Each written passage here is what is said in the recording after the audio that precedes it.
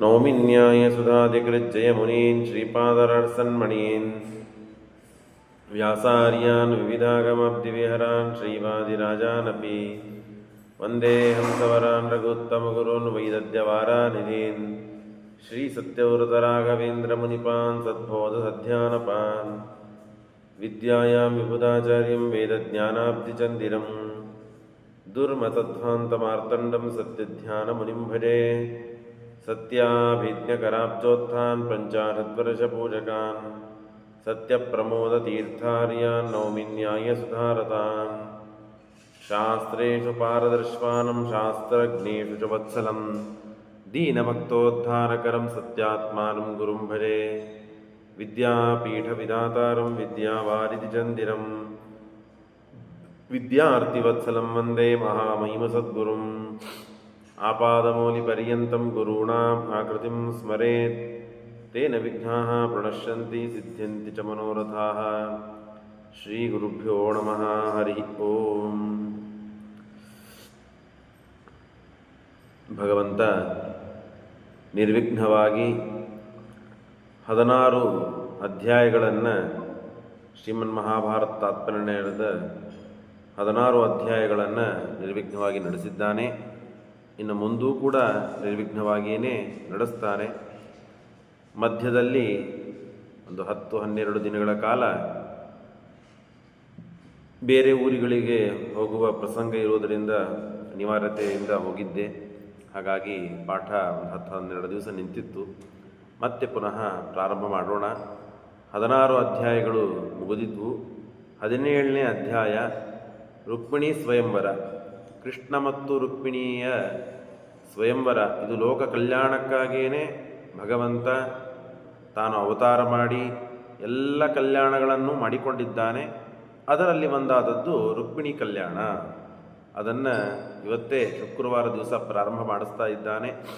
ಹಾಗಾಗಿ ಎಲ್ಲ ವಿಧವಾದ ಆಪತ್ತುಗಳನ್ನು ಪರಿಹಾರ ಮಾಡಿ ಎಲ್ಲ ವಿಧವಾದ ಇಷ್ಟಾರ್ಥಗಳನ್ನು ಕೊಡುವ ಮತ್ತು ಕಾಯಿಕ ವಾಚಿಕ ಮಾನಸಿಕವಾದಂತಹ ಸಕಲ ಪಾಪಗಳನ್ನು ಮಾಡಿರುತ್ತೇವೆ, ಆ ಪಾಪಗಳನ್ನೂ ಪರಿಹಾರ ಮಾಡುತ್ತಾನೆ.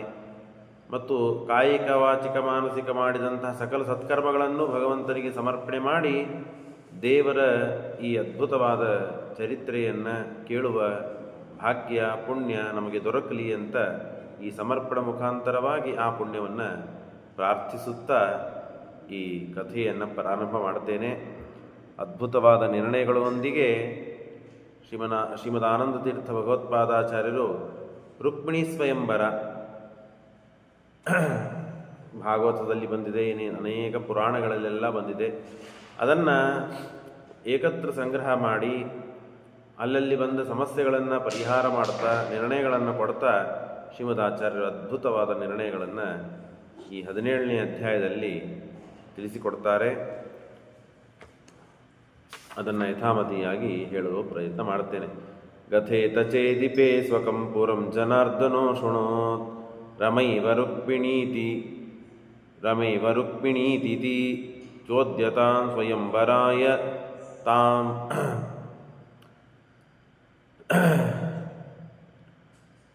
ಶಿಶುಪಾಲ ಮತ್ತು ದಂತವಕ್ರ ಇವರೆಲ್ಲರೂ ತಮ್ಮ ತಮ್ಮ ಪಟ್ಟಣಕ್ಕೆ ಹೋಗಿದ್ದಾರೆ. ಯಾವಾಗ ಹಿಂದೆ ಎಲ್ಲರೂ ಕೂಡಿಕೊಂಡು ಬಂದು ಕೃಷ್ಣನ ಜೊತೆಗೆ ಜರಾಸಂಧನದಿಂದ ಕೂಡಿಕೊಂಡು ಕೃಷ್ಣನ ಮತ್ತು ಬಲರಾಮನ ಜೊತೆಗೆ ಯುದ್ಧ ಮಾಡಲಿಕ್ಕೆ ಬಂದಿದ್ದರು. ಕೃಷ್ಣ ಎಲ್ಲರನ್ನು ಸೋಲಿಸಿದ ಮೇಲೆ ಏನಾಯಿತು ಅಂತಂದಾಗ ಎಲ್ಲರೂ ತಮ್ಮ ತಮ್ಮ ಊರಿಗೆ ಹೋಗಿದ್ದಾರೆ. ಕೃಷ್ಣನೂ ಕೂಡ ತಾನು ತನ್ನ ಪಟ್ಟಣಕ್ಕೆ ಬಂದಿದ್ದಾನೆ. ಕೃಷ್ಣನಿಗೆ ಹೀಗೆ ಸುದ್ದಿ ಕಿವಿಗೆ ಬಿತ್ತು. ಏನೆಂದರೆ ರುಕ್ಮಿಣಿ ಸ್ವಯಂವರ ಇದೆಯಂತೆ. ಆ ರುಕ್ಮಿಣಿ ಸ್ವಯಂ ಮತ್ತು ಯಾರೂ ಅಲ್ಲ, ರಮಾದೇವಿಯೇ. ಯಾರ ಆವೇಶದಿಂದ ಕೂಡಿದವಳಲ್ಲ, ಸ್ವಯಂ ಸಾಕ್ಷಾತ್ತೇ ರಮಾದೇವಿಯೇ ಭೂಮಿಯಲ್ಲಿ ಅವತಾರ ಮಾಡಿದವಳು.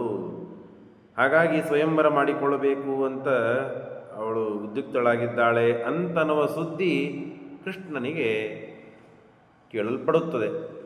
ಇಷ್ಟಾದಾಗ ಕೃಷ್ಣ ಮುಂದೆ ತಾನು ಏನು ಮಾಡ್ತಾನೆ ಅದನ್ನು ಹೇಳ್ತಾರೆ. ಸ ರುಕ್ಮಿನಾಮಕೋ ಗೃಜಃ ಶ್ರಿಯೋ ದ್ವಿಷನ್ ರಮಾಪತಿಂ ಹರೇ ಪ್ರದಾತು ಮುದ್ಯತಾಂ ನ್ಯವಾರಯದ್ ಹರಿಪ್ರಿಯಾಂ ಪರಮಾತ್ಮನಿಗೆ ಅತ್ಯಂತ ಪ್ರೀತಿಪಾತ್ರಳಾದ ಪ್ರೀತ್ಯಾಸ್ಪದರಾದ ನಿತ್ಯಾವಿಯೋಗಿಯಾದಂತಹ ಲಕ್ಷ್ಮೀದೇವಿಗೆ ತಾನು ಲಕ್ಷ್ಮೀದೇವಿಯನ್ನು ಕೃಷ್ಣನಿಗೆ ಕೊಡಬೇಕು ನಿಜವಾಗಿ. ಯಾಕೆ? ಅವಳು ಪರಮಾತ್ಮನಿಗೆ ಅತ್ಯಂತ ಪ್ರೀತಿಪಾತ್ರಳಾದವಳು, ಪರಮಾತ್ಮನನ್ನೇ ಹೃದಯದಲ್ಲಿಟ್ಟು ಆರಾಧನೆ ಮಾಡಿಕೊಳ್ಳುವವಳು, ಅನಾದಿ ಕಾಲದ ಅನಂತ ಕಾಲದವರೆಗೆ ಪರಮಾತ್ಮನ ಹೆಂಡತಿಯಾದವಳು. ಅಂಥ ರುಕ್ಮಿಣಿಯೇ ಅಂದರೆ ಲಕ್ಷ್ಮೀದೇವಿಯೇ ರುಕ್ಮಿಣಿಯಾಗಿ ಅವತಾರಗೊಂಡಾಗ ಆ ರುಕ್ಮಿಣಿಯನ್ನು ಕೃಷ್ಣನಿಗೆ ಕೊಡಬೇಕು. ಆದರೆ ದ್ವಿಷನ್ ರಮಾಪತಿಂ, ಕೃಷ್ಣನನ್ನು ದ್ವೇಷ ಮಾಡತಕ್ಕಂತಹ ಮೂರ್ಖ ದುಷ್ಟ ಇವನು ರುಕ್ಮಿ.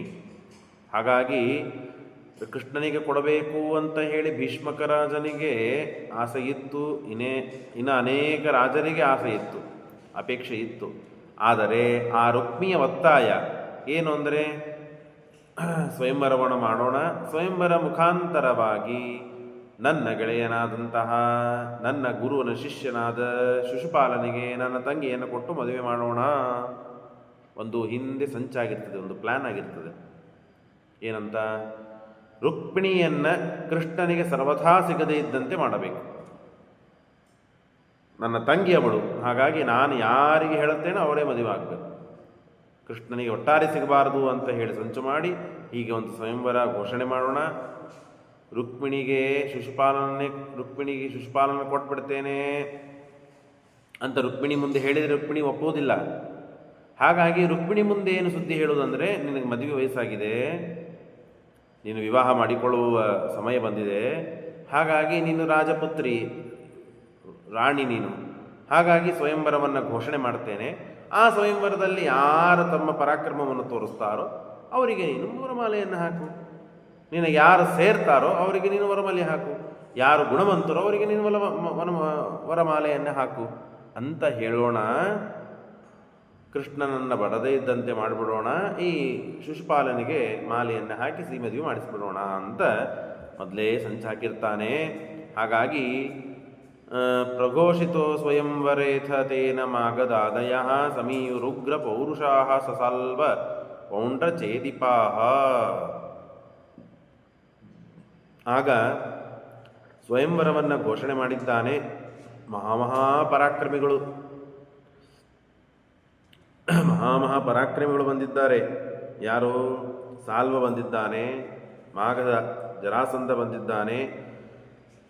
ಇವರೆಲ್ಲ ಮಹಾಪರಾಕ್ರಮಿಗಳಾದವರು ಎಲ್ಲರೂ ಕೂಡ ಈ ರುಕ್ಮಿಣಿ ಸ್ವಯಂವರಕ್ಕೆ ತಾವು ಬಂದಿದ್ದಾರೆ. ಈ ರುಕ್ಮಿ ಇವನು ಹಿಂದೆ ನಾವು ಕೇಳಿದಂತೆ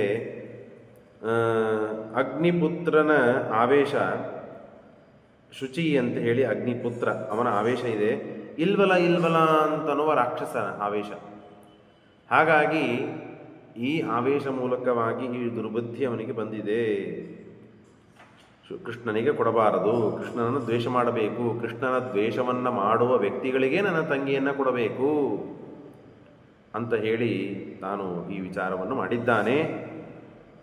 ಇದನ್ನು ಕೇಳಿ ಮತ್ತು ಜರಾಸಂಧ, ಸಾಲ್ವ, ಪೌಂಡ್ರಕ ವಾಸುದೇವ, ಶಿಶುಪಾಲ ಇವರೆಲ್ಲರೂ ಕೂಡ ಈ ಕುಂಡಿನಪುರಕ್ಕೆ ಅಂದರೆ ವಿದರ್ಭ ಪಟ್ಟಣಕ್ಕೆ ಬಂದಿದ್ದಾರೆ. ಯಾಕೆ? ಸ್ವಯಂವರಕ್ಕಾಗಿ ಬಂದಿದ್ದಾರೆ. ಆಗ ಕೃಷ್ಣನಿಗೂ ಕೂಡ ಈ ಸುದ್ದಿ ಗೊತ್ತಾಗಿದೆ.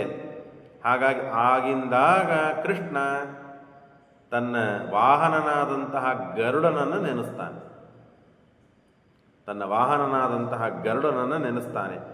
ಆಗ ತದಾ ಜಗಾಮ ಕೇಶವೋ ಜವೇನ ಕುಂಡಿನಂ ಪುರಂ. ಆ ಗರುಡಾರೂಢನಾಗಿ ಪರಮಾತ್ಮ ಕುಂಡಿನಪುರಕ್ಕೆ ಹೋಗಬೇಕು ಅಂತ ಹೊರಡುತ್ತಾನೆ. ಸ್ಮೃತೋಥತೇನ ಪಕ್ಷಿರಾಟ್ ಸಮಾಜಗಾಮ ಕೇಶವಂ ಪತತ್ರ ವಾಯುನಾಸ್ಯತೆ ನರೇಶ್ವರಾ ಪ್ರಪಾಪಿತ. ಏನು ವಿಚಿತ್ರ ನೋಡ್ರಿ ಗರುಡದೇವರ ಸಾಮರ್ಥ್ಯ. ಗರುಡದೇವರು ವಾಹನನಾಗಿ ದೇವರನ್ನು ಕರೆದುಕೊಂಡು ಹೋಗಬೇಕಾದಾಗ ನಾನು ಅನೇಕ ಬಾರಿ ಹೇಳಿದ್ದೇನೆ, ನಾವು ಊರಿಗೆ ಹೋಗಬೇಕು, ಬೇರೆ ಊರಿಗೆ, ಸ್ಥಳಕ್ಕೆ ಅಥವಾ ದೂರ ಎಲ್ಲರೂ ಪ್ರಯಾಣ ಮಾಡಬೇಕು, ಕಾರದಲ್ಲಿ ಕುಳಿತಿದ್ದೇವೆ ಅಂದರೆ ಸ್ವಾಮಿಗಳ ಪ್ರವಚನ, ಗುರುಗಳ ಪ್ರವಚನ ಅಥವಾ ದಾಸರ ಪದಗಳನ್ನು ಕೇಳ್ತಾ ಹೋಗ್ತೇವಲ್ಲ, ಹಾಗೆ ದೇವರನ್ನು ಒಂದು ಲೋಕದಿಂದ ಒಂದು ಲೋಕಕ್ಕೆ ಗರುಡ ತಾನು ಕರೆದುಕೊಂಡು ಹೋಗಬೇಕಾದಾಗ ವೇದಘೋಷವನ್ನು ಮಾಡುತ್ತಾ ಗರುಡ ಕರೆದುಕೊಂಡು ಹೋಗ್ತಾನಂತೆ. ಹೇಗೆ ವೇದಘೋಷ ಮಾಡುವುದು? ಆ ಗರುಡ ದೇವರ ಏನು ರೆಕ್ಕೆಗಳು ಬಡಿತಾರಲ್ಲ ಹಾರೋದಕ್ಕಾಗಿ, ಆ ರೆಕ್ಕೆಗಳು ಬಡದಾಗ ಆ ರೆಕ್ಕೆಗಳಿಂದ ಅಪೌರುಷಯವಾದ ವೇದಗಳು ಕೇಳುತ್ತಾ ಇದ್ವಂತೆ. ದೇವರನ್ನು ಸ್ತೋತ್ರ ಮಾಡುತ್ತಾ ಗರುಡ ದೇವರು ಕರೆದುಕೊಂಡು ಹೋಗ್ತಾ ಇದ್ರಂತೆ. ಏನು ಗರುಡ ದೇವರು ಪುಣ್ಯ ನೋಡಿ. ಅಂಥ ಗರುಡ ದೇವರು ದೇವರ ಸಮೇತರಾಗಿ ಬರ್ತಾ ಇದ್ದಾಗ ಆ ಗರುಡ ದೇವರ ರೆಕ್ಕೆಯ ಗಾಳಿಯಿಂದ ಅಲ್ಲಿದ್ದಂತಹ ಎಲ್ಲ ಅನೇಕ ರಾಜರುಗಳು ಭೂಮಿಗೆ ಆ ಗಾಳಿಯಿಂದ ಮುಕುರಿಸಿಕೊಂಡು ಬೀಳ್ತಾ ಇದ್ದಾರಂತೆ. ಆಗ ಎಲ್ಲ ಜನ ಗಾಬರಿಗೊಂಡಿದೆ.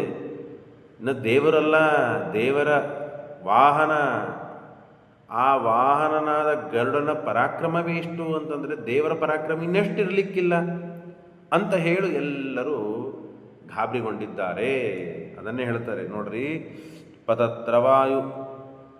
ಪತತ್ರವಾಯುನಾಸ್ಯತೆ ನರೇಶ್ವರ ಪ್ರಪಾಪಿತಾ ಯದೇ ದೃಶಂ ಪತತ್ರಿಣೋ ಬಲಂ ಹರೇ ಕಿಮುಚ್ಚತೆ. ಇಷ್ಟು ಸಾಮರ್ಥ್ಯ ಈ ಗರುಡನಿಗೆ ಇದೆ ಅಂದ ಮೇಲೆ ಗರುಡಾರೂಢನಾದಂತಹ ಭಗವಂತನಿಗೆ ಇನ್ನೆಷ್ಟು ಬಲ ಇರಲಿಕ್ಕಿಲ್ಲ ಅಂತ ಹೇಳಿ ಬಹಳಷ್ಟು ಆಶ್ಚರ್ಯವನ್ನು ಪಟ್ಟಿದ್ದಾರೆ. ಕಿಮತ್ರ ನಕೃತಂ ಭವೇತ್ ಸುಖಾಯ ಹೀತಿ ತೇ ಬ್ರುವನ್. ಹಾಗಾಗಿ ಏನು ಮಾಡಿದರೆ ನಮಗೆ ಸುಖವಾಗ್ತದೆ ನೋಡ್ರಿ, ಅದನ್ನು ಮಾಡಬೇಕು. ಮನುಷ್ಯ ರೊಚ್ಚಿಗೆ ಎದ್ದು ಸಿಟ್ಟಿಗೆ ಬಂದು ಹುಚ್ಚುಚ್ಚರಂತೆ ಕೆಲಸ ಮಾಡ್ತಾನೆ. ಹಾಗೆ ನಾವು ಮತ್ತೆ ಕೃಷ್ಣನ ವಿರೋಧವನ್ನು ಕಟ್ಟಿಕೊಂಡು ಬಿಟ್ಟರೆ ಏನಾದರೂ ನಮಗೆ ಆಪತ್ತು ಬಂದಿತು ಅಂತ ಪರಸ್ಪರವಾಗಿ ರಾಜರುಗಳು ಮಾತನಾಡ್ತಾ ಇದ್ದಾಗ ಜರಾಸಂಧ ಮಾತನಾಡ್ತಾನೆ. ಏನಂತ? ಕೃಷ್ಣನ ಬಲವನ್ನು, ಕೃಷ್ಣನ ಪರಾಕ್ರಮವನ್ನು, ಕೃಷ್ಣನ ಸಾಮರ್ಥ್ಯವನ್ನು ಕೊಂಡಾಡ್ತಾನೆ ಜರಾಸಂಧ. ಅಥಾಬ್ರವಿಜ್ಜರಾಸುತೋ ಜಗೀಪಯೋಬ್ಧಿ ಮಂದಿರ ಕಿಲೇಶ ಪಕ್ಷಿವಾಹನೋ ಯತಶ್ಚ ನಾನ್ಯಥಾ ಭವೇ. ಕ್ಷೀರಸಾಯಿಯಾದಂತಹ ನಾರಾಯಣನೇ ಈ ಕೃಷ್ಣನಾಗಿದ್ದಾನೆ.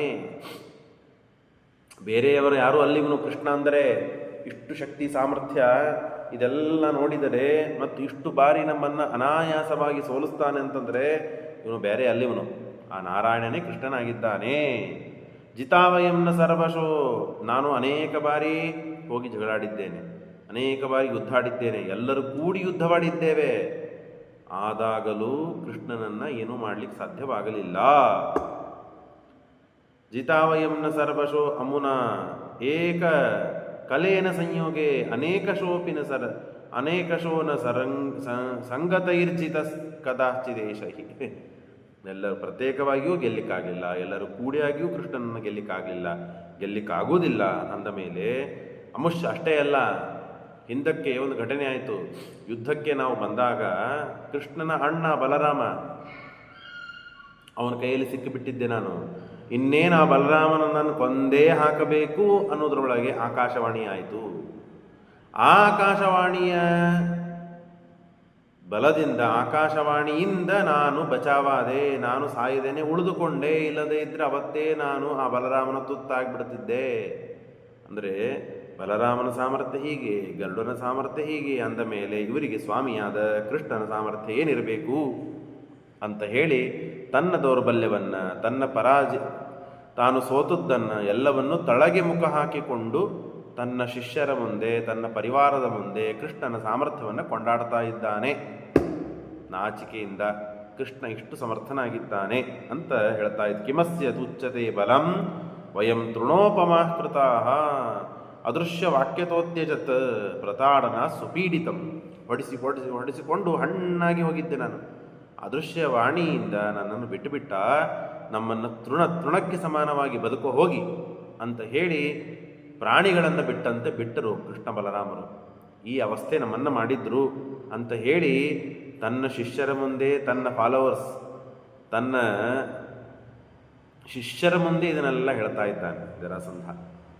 ಹಾಗಾಗಿ ಕಿಮತ್ರ ಕುರುವತಾಂ ಸುಖಂ, ಹಾಗಾಗಿ ಸಮಸ್ತ ಶೋ ಮೃಧೇನ ತೇನ ಚಾಕ್ಷತೇನ ಹಿ. ಹಾಗಾಗಿ ನಾನು ಹೇಳ್ತೇನೆ, ಅವನನ್ನು ಗೆಲ್ಲಿಕ್ಕಾಗುವುದಿಲ್ಲ, ಏನು ಮಾಡಬೇಕು ಅಂತ ಹೇಳಿ ಇತಿ ಬ್ರುವನ್ ಅವಾಂಗ್ಮುಖಂ, ತಳಗೆ ಮುಖ ಮಾಡ್ತಾ ನೃಪಶ್ಚಕಾರ ವಿಚ್ಛವೀ ಹೇಳ್ತಾ ಇದ್ದಾನೆ. ಆಗ ಶಿಶುಪಾಲ ಎದ್ದೇಳ್ತಾನೆ. ಶಿಶುಪಾಲ ಎದ್ದು ಹೇಳ್ತಾನೆ, ಅತಾಹ ಚೇದಿ ಭೂಪತಿ ಸದಂತವಕ್ರಕೋ ವಚಃ ಪುರ ಹರೇರ್ಹಿ ಪಾರ್ಷದ ಪ್ರಸನ್ನ ಬುದ್ಧಿರೇಕದ. ಅವನು ಪರಮಾತ್ಮನ ಸೇವಕ, ಪರಮಾತ್ಮನ ದಾಸ, ಪರಮಾತ್ಮನ ದ್ವಾರಪಾಲಕ. ಹಾಗಾಗಿ ಆ ಶಿಶುಪಾಲ ಆ ಸುಜೀವ ಆವೇಶದಿಂದ ಹೀಗೆ ಮಾತನಾಡ್ತಾನೆ. ಏನಂತ ಮಾತಾಡ್ತಾನೆ? ನಾವು ಶೃಣುಷ್ವರಾಡ ಸತ್ತಮ ಪ್ರಭು ಶಿವಸ್ವಯಂಭುವೋ ಹರಿಂ ವದಂತಿ ಕೇಚಿದಪ್ಯಹೋ ಭವೆನ್ನ ಹೇಮೃಷ. ನೋಡ್ರಿ, ಶಿವ ಮತ್ತು ಬ್ರಹ್ಮದೇವರು ಇವರಿಗೆ ಸ್ವಾಮಿಯಾಗಿದ್ದಾನೆ ಅವನು, ಸಾಕ್ಷಾತ್ ದೇವರೇ ಅವನು. ಈ ಮಾತು ಸುಳ್ಳಾಗ್ಲಿಕ್ಕೆ ಸಾಧ್ಯವಿಲ್ಲ. ಕೃಷ್ಣ ಅಂದರೆ ಬೇರೆ ಯಾರೂ ಅಲ್ಲ. ಹಾಗಾಗಿ ಅವನಷ್ಟು ಬಲಶಾಲಿ, ಅಷ್ಟು ಸ್ವಾಮಿಯವನು, ಅಷ್ಟು ಪರಾಕ್ರಮಿಯವನು. ತಥಾ ವಯೋಶ್ಚ ದರ್ಶನೇ ಭವೇತ್ ಕದಾಚಿತ್ ಊರ್ಚಿತ ಅಮುಷ್ಯ ಭಕ್ತಿರನ್ಯಥಾ ಪುನಶ್ಚ ಜಾಯತೆ ಕೃತ. ಹಾಗಾಗಿ ನಾವು ಬದುಕಬೇಕು ಅಂತಾದರೆ ಅವನನ್ನು ಶರಣಾಗತಿಯನ್ನು ಹೊಂದಿಬಿಡೋಣ. ಕೃಷ್ಣನನ್ನು ಶರಣಾಗತಿ ಹೊಂದಿಬಿಟ್ಟರೆ ಆಗ ಕೃಷ್ಣನಿಂದ ನಮಗೆ ಭಯವಿತ್ತು, ಆಪತ್ತಿತ್ತು. ಕೃಷ್ಣನಿಗೆ ಶರಣಾಗತಿ ಹೊಂದಿಬಿಟ್ಟರೆ ಕೃಷ್ಣ ನಮ್ಮನ್ನೇ ಕೊಲ್ತಾನೆ, ಬಿಟ್ಬಿಡ್ತಾನೆ. ಇನ್ನ ತಿರುಗಿ ನಮ್ಮನ್ನು ರಕ್ಷಣೆ ಮಾಡ್ತಾನೆ. ಹಾಗಾಗಿ ಕೃಷ್ಣನಿಗೆ ನಾವು ಏನೂ ಮಾಡುವುದು ಬೇಡ, ಕೃಷ್ಣನ ಶರಣಾಗತಿಯನ್ನು ಹೊಂದಿಬಿಡೋಣ ಅಂತ ಶಿಶುಪಾಲ ಇಷ್ಟು ಹೇಳಿದರೆ, ಯಾಕೆ ಅವನ ಮೇಲೆ ನನಗೆ ಕೆಲವೊಮ್ಮೆ ಭಕ್ತಿ ಬರ್ತದೆ, ಕೆಲವೊಮ್ಮೆ ನನಗೆ ದ್ವೇಷ ಬರ್ತದೆ, ಇದಕ್ಕೆ ಕಾರಣ ಏನು ನನಗೆ ತಿಳಿತಾ ಇಲ್ಲ ಅಂತ ಹೇಳ್ತಾನೆ ಶಿಶುಪಾಲ. ಸುಜೀವ ಜಯನಾವೇಶವಾದಾಗ ದೇವರಲ್ಲಿ ಭಕ್ತಿ ಬಂತು. ಜಯನಾವೇಶ ಇಲ್ಲ, ರಾಕ್ಷಸನಾವೇಶವಾದಾಗ ಅವನಿಗೆ ದ್ವೇಷ ಮಾಡುತ್ತಾನೆ ಕೃಷ್ಣನಿಗೆ. ಹಾಗಾಗಿ ನ ಕಾರಣಂ ಚ ವಿದ್ಮಹೇ ನ ಸಂಶಯಂ ಪರೋ ಹರಿ ವ್ರಜಾಮತಂ ಸುಖಾರ್ತಿನಂ ವಯಂ ವಿಹಾಯ ಶತ್ರುತಾಂ. ಅವನ ಮೇಲೆ ಶತ್ರುತ್ವವನ್ನು ಬಿಟ್ಟು ಮಿತ್ರತ್ವವನ್ನು, ಶರಣಾಗತಿಯನ್ನು ಹೊಂದಿ ನಾವು ಸುಖವಾಗಿ ಇರಲು ಸಾಧ್ಯವಿದೆ, ವಿಚಾರ ಮಾಡಿರಿ ಅಂತ ಹೇಳಿದ. ಇದಂ ಹಿ ನ ಶುಭಪ್ರದಂ ನ ಚಾನ್ಯಥಾ ಶುಭಂ ಕ್ವಚಿತ್ ಇತಿ ರಿತೋ ಜದಾಸತೋ ದುದರ್ಶ ತೌ ದಹನ್ನಿವ.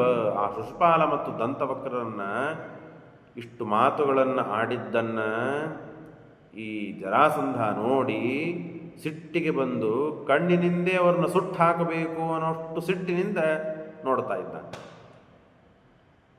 ಮೂರ್ಖರಂತೆ ಮಾತಾಡ್ತಾ ಇದ್ದಿ, ಶತ್ರುತ್ವವನ್ನು ಬಿಟ್ಟು ಕೃಷ್ಣನ ಶರಣಾಗತಿಯನ್ನು ಹೊಂದಿ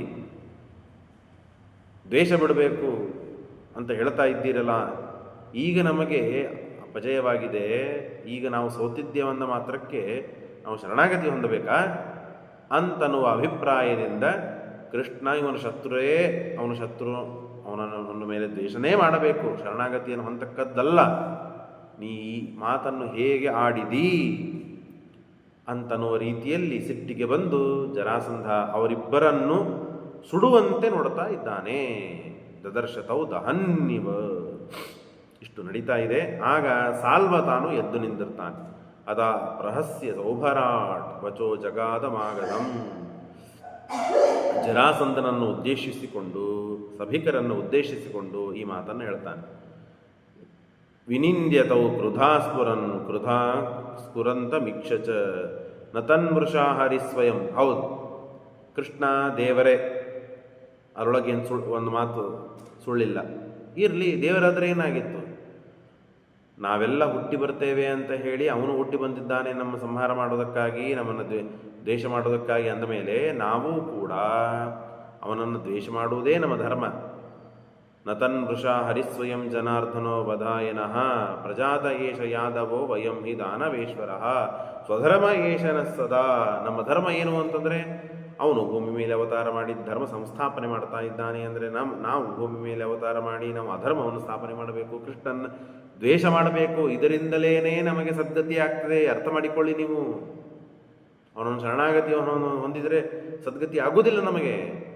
ಹೇಗಿದೆ ನೋಡ್ರಿ, ದುರ್ಬುದ್ಧಿ, ದುರಾಲೋಚನೆ, ಇವೆಲ್ಲ ಮಾತುಗಳನ್ನು ಕೇಳುವ ಜನ ಇದೆ, ಹೇಳುವ ಜನನೂ ಇದೆ. ಈ ಮಾತುಗಳನ್ನು ಹೇಳಿ ಹಿಂಬಾಲಿಸಿ ಅವರನ್ನು ಬೆನ್ನತ್ತಿ ಹೋಗಿ ಭ್ರಷ್ಟರಾಗಿ ನಾಶವನ್ನು ಹೊಂದುವ ಜನನೂ ಇದೆ. ಯಾವುದು ಧರ್ಮ, ಯಾವುದು ದೇವರು, ಯಾವುದು ಗುರುಗಳು ಅಂತ ಇರ್ತದೋ ಅದು ಯಾವುದೂ ಅಲ್ಲ ಅಂತ ಹೇಳಿ ಬುದ್ಧಿಯನ್ನು ಬದಲಾಯಿಸಿ ಬ್ರೇನ್ ವಾಶ್ ಮಾಡುವ ಜನನೂ ಇದೆ. ಬ್ರೇಸ್ ವಾಶ್ ಆಗುವ ಜನನೂ ಇದೆ. ಇದನ್ನೆಲ್ಲ ನೋಡಿ ಅರ್ಥ ಆಗ್ತದೆ. ಹೇಳ್ತಾರೆ, ಸ್ವಧರ್ಮ ಏಷ ನ ಸದಾ ದೃಢ ಪ್ರತೀಪತ ಹರೋ ಸ್ವಧರ್ಮಣೋ ಹತಾಪಿ ವಯಂ. ಇರಲಿ, ಅವನು ದೇವರಾಗಿದ್ದಾನೆ, ಅವನು ನಮ್ಮನ್ನು ಸಂಹಾರ ಮಾಡಲಿಕ್ಕೆ ಭೂಮಿಯಲ್ಲಿ ಅವತಾರ ಮಾಡಿದ್ದಾನೆ ಅಂತ ಹೇಳಿ ನಾವು ಶರಣಾಗತಿಯನ್ನು ಹೊಂದಲಿಕ್ಕೆ ತಯಾರಿಲ್ಲ. ನಾವು ದ್ವೇಷ ಮಾಡೋದೇ, ಅಧರ್ಮವನ್ನು ಮಾಡುವುದೇ, ಯುದ್ಧವನ್ನು ಆಡೋದೇ. ಯುದ್ಧದಲ್ಲಿ ಸತ್ತರೆ ನಮಗೆ ಸದ್ಗತಿ ಆಗ್ತದೆ. ಯಾಕೆ? ನಮ್ಮ ಕೆಲಸ ನಾವು ಮಾಡಿದ್ದೇವೆ, ನಿಷ್ಠೆಯಿಂದ ಮಾಡಿದ್ದೇವೆ. ತಮ್ಮ ಬಗ್ಗೆ ತಾವು ಪ್ರಶಂಸೆ ಮಾಡ್ಕೋತಾ ಇದ್ದಾರೆ. ಸ್ವಧರ್ಮಿಣೋ ಹತಾವಯಂ ಪ್ರಯಾಮ ಸದ್ಗತಿಂ ಧ್ರುವಂ. ನಾವು ಸದ್ಗತಿಯನ್ನು ಹೊಂತೇವೆ, ನಮಗೆ ಯಾಕೆ ಆಪತ್ತು? ನಾವ್ಯಾಕೆ ಭಯ ಪಡಿಸಬೇಕು? ಶಿವಶ್ಚನ ಪರಾಗತಿ. ದೇವರು ಅಂದರೆ ನಮಗೆ ಶಿವ, ಗುರುಗಳು ಅಂದರೆ ಜರಾಸಂಧ. ಇದನ್ನು ಹೊರತುಪಡಿಸಿ ಯಾರಿಗೂ ನಾವು ತಲಿಬಾಗುವುದಿಲ್ಲ. ಶಿವಶ್ಚನ ಪರಾಗತಿ ಗುರುರ್ಭವಾನ್. ಗುರುರ್ಭವಾನ್ ಹರಿಹಿ. ಶಿವ ನಮಗೆ ದೇವರು, ಜರಾಸಂಧ ನಮಗೆ ಗುರುಗಳು, ಹರಿ ಇವ ನಮಗೆ ಶತ್ರು. ಇಷ್ಟು ನಮ್ಮ ಸಿದ್ಧಾಂತ ಒಟ್ಟಾರೆ ಅಂತ ಹೇಳಿ ಸಾಲ್ವ ತಾನು ಹೇಳ್ತಾ ಇದ್ದಾನೆ.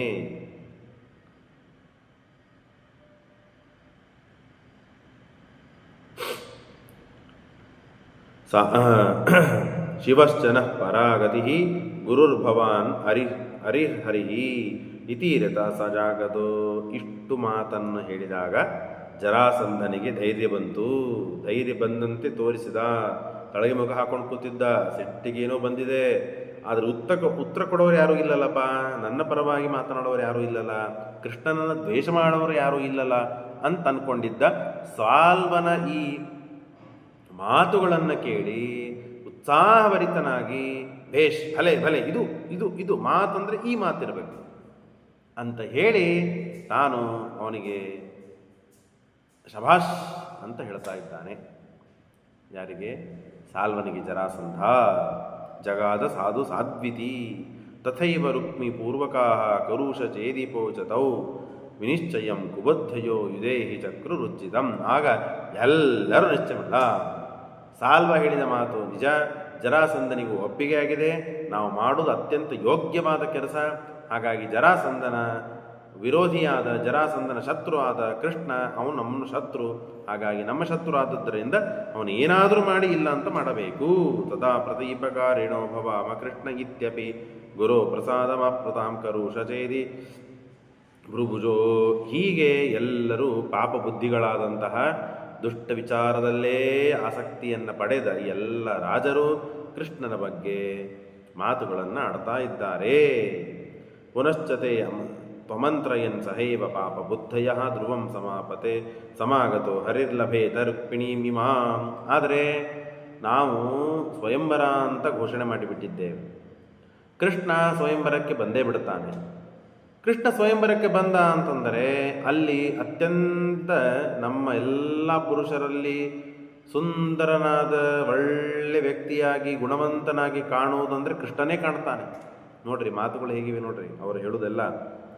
ಮತ್ತು ಸ್ತ್ರೀಯರಲ್ಲಿ ಅತ್ಯಂತ ಸುಂದರಿಯಾದ ಚಲವಿಯಾದ ಉತ್ತಮ ಸ್ತ್ರೀ ಅಂದರೆ ಅದು ನಮ್ಮ ತಂಗಿಯಾದ ರುಕ್ಮಿಣಿ. ಹಾಗಾಗಿ ಅಯಂ ತ್ರಿಲೋಕ ಸುಂದರೋ ಅನುರೂಪಿಣಿ ಚ ರುಕ್ಮಿಣಿ ಮುಖೇನ ಬಾಹುನಾ ವಯಂ ಸಮಸ್ತಲೋಕಜಿದ್ವಶಿ ಸಮಸ್ತವೇದಿನಾಂ ವರಂ ಜಿತಾಗ್ರಿಮಗ್ರರೂಪಿಣಾಂ ಸಮಸ್ತಯೋಷಿತಾಂ ವರಾವೃಷೇತ ರುಕ್ಮಿಣಿ ಧ್ರುವಂ.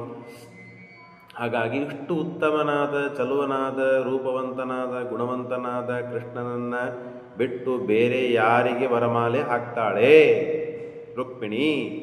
ಹಾಗಾಗಿ ನೇರವಾಗಿ ಬಂದು ಕೃಷ್ಣನಿಗೆ ಹಾಕಿಬಿಡ್ತಾಳೆ. ಹಾಗಾಗಿ ಆ ಸಭೆಯಲ್ಲಿ ಕೃಷ್ಣ ಬರದೇ ಇದ್ದಂತೆ ನಾವು ವ್ಯವಸ್ಥೆ ಮಾಡಬೇಕು. ಕೃಷ್ಣ ಆ ಸಭೆಗೆ ಬರಬಾರದು, ಹಾಗೆ ನಾವು ವ್ಯವಸ್ಥೆ ಮಾಡಬೇಕು ಅಂತ ವಿಚಾರ ಮಾಡ್ತಾ ಇದ್ದಾರೆ. ಹೇಗಿದೆ ನೋಡ್ರಿ, ಅವರೂ ಒಪ್ಪಿಕೊಂಡಿದ್ದಾರೆ. ಕೃಷ್ಣ ಗುಣವಂತ, ರೂಪವಂತ, ರುಕ್ಮಿಣಿಯೂ ಕೂಡ ಗುಣವಂತಳು, ರೂಪವಂತಳು. ಹಾಗಾಗಿ ಜಗತ್ತಿನಲ್ಲಿ ಇವರಷ್ಟು ರೂಪ ಗುಣವು ಇದ್ದವರು ಜಗತ್ತಿನಲ್ಲಿ ಯಾರೂ ಇಲ್ಲ. ಹಾಗಾಗಿ ರುಕ್ಮಿಣಿ ನೇರವಾಗಿ ಹೋಗಿ ಕೃಷ್ಣನಿಗೆ ವರಮಾಲೆ ಹಾಕಿಬಿಡುತ್ತಾಳೆ.